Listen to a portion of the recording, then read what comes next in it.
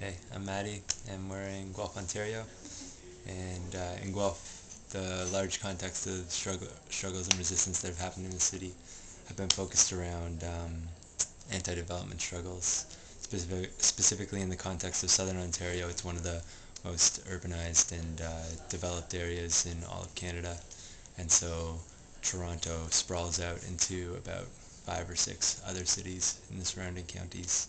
Um, and Right now there's only about a couple kilometers that separate the megacity of Toronto from Guelph. A large issue that's present in Guelph is development and sprawl, where a lot of houses and housing developments and developers come into this town to make a really pretty quick buck by developing shitty houses that generally fall apart within 5 years. And they've been sprawling out to create these bedroom communities in Guelph. So a strong anti-development movement has developed in the city that has focused around trying to stop or challenge these instances of sprawls, whether it's the big box stores like Walmart, or it's these urban developments, or if it's business parks. And it's manifested itself in a lot of different ways.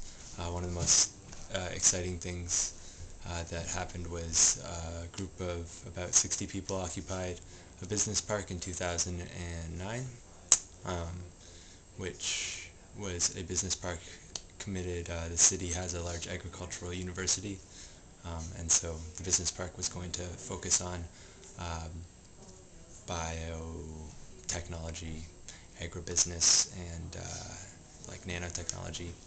And that was what they really wanted to bring into the city, to try and encourage the cities uh, to be the epicenter for agribusiness and biotechnology within Canada. Um, People occupied the site of the business park, led to a 26-day occupation.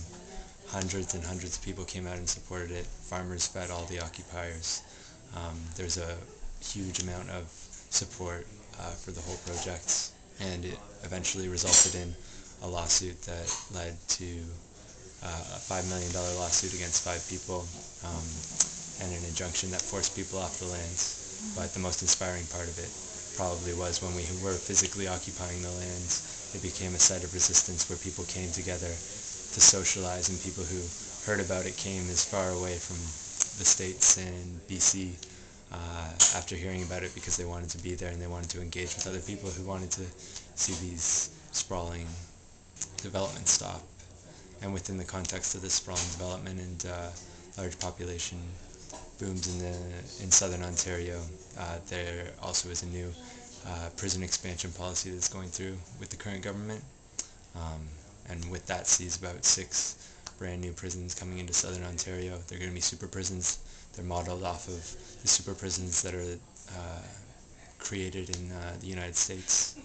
And a lot of the situation that a lot of people face without status or papers in Canada is that they're often placed not in detention centers, because there's not that many detention centers, but instead they're placed in pre-sentencing prisons like the Don Jail or Maplehurst Institution or Vanier.